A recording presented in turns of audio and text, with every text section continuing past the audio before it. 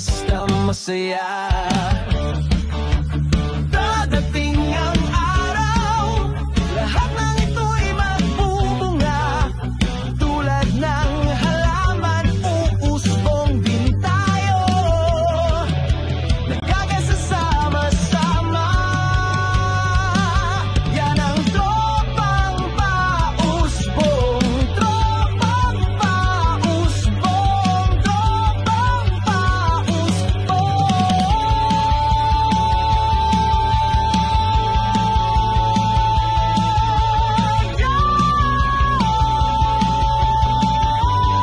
Welcome sa pinakabagong episode ng Team Pausbong. At grabe, ang kasama ko ngayon, ang titindi nitong mga to.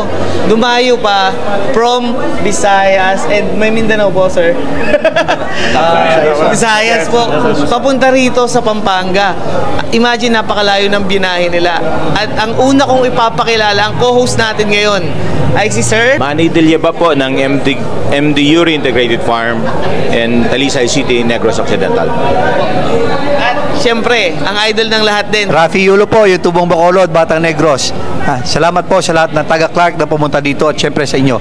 At siyempre, hindi natin makakalimutan to, napakalupit ng mga white hats nito, si Sir Art Lopez. Po, maraming salamat. Ito po si Art Lopez ng ARL Integrated Farm, Barangay Patag, Silay City. Maraming salamat, Clark, Pampanga, sa mainit na pagtanggap po sa amin. At siyempre, eto pa, malupit din to. Lagi ko itong napapanood sa Facebook at YouTube. Doc Marvin Rocafort po ng Lipa 6568 Kaking Academy na Lipa City, Batangas. Grabe, at eto pa, napakalupit din si Sir Nilo Magtibay. Okay, mga kaibigan, ito po si Doc Nilo Talan Magtibay, ang bet ni Juan ng NUM Game Farm mula Santa Cruz, Murcia, Negros Occidental.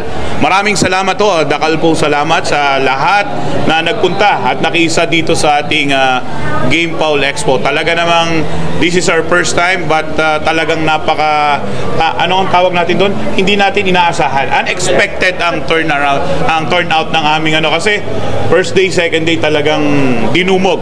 Thank you so much po. Maraming salamat Central Luzon, North Luzon and South Luzon.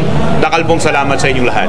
Ano po ba yung kaibahan nitong Pampanga Expo ngayon, sir? Well, siguro yung pagkakaiba sa ibang expo nga na napuntahan ko, ito yung unang araw talagang dinumog.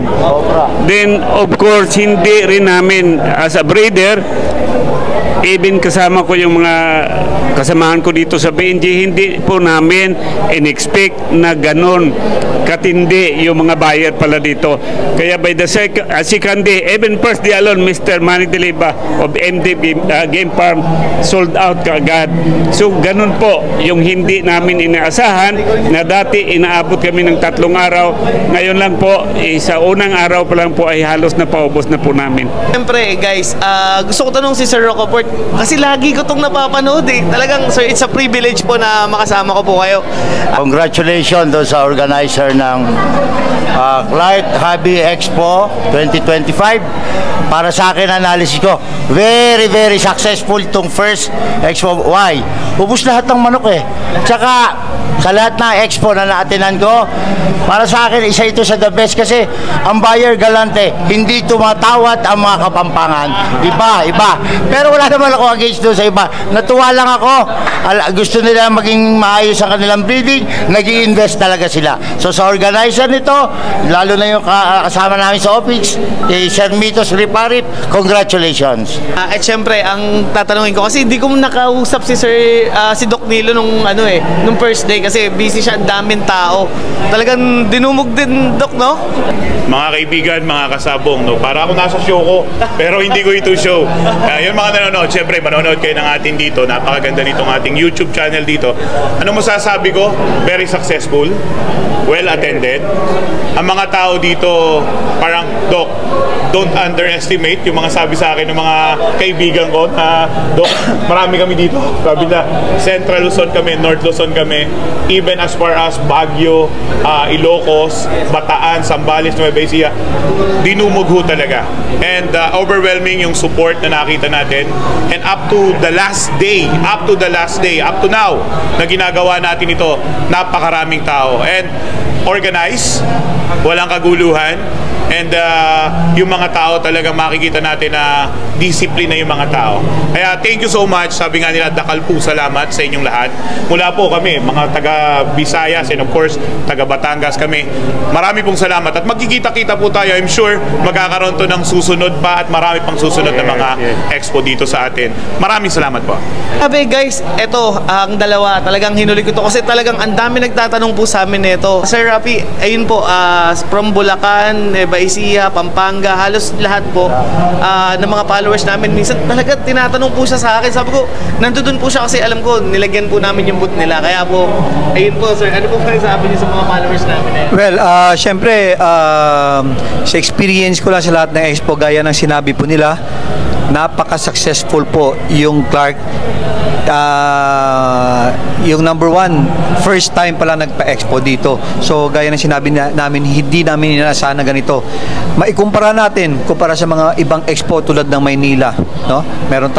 Meron sunod-sunod na Maynila na expo, January and February. Ano po yung kaibahan? Yung tao dito sa Clark, mula Friday, Saturday, Sunday, mula first day hanggang matapos, hanggang ngayon, makikita po natin, punong-puno pa rin yung venue natin. At yung pinakamaganda, yung tao dito hindi nagtatawad, hindi tumatawad po. Napakaganda po. At asahan po ninyo, no? Galante, asahan po ninyo dito po sa grupo ng VNJ, no? Sa ngalan ng VNJ, itinataya ko po yung ngalan ng VNJ dito. Dinadala ni Sir Manny, Sir Art, Dr. Rico Fort, at saka ni Doc Nilo, at saka syempre yung dala ko. Asahan niyo po kung anong dinadala po namin. Ito po yung mga matitibay at matitinong manok. At pag sinabi namin, ganitong bloodline, totoong bloodline po yan.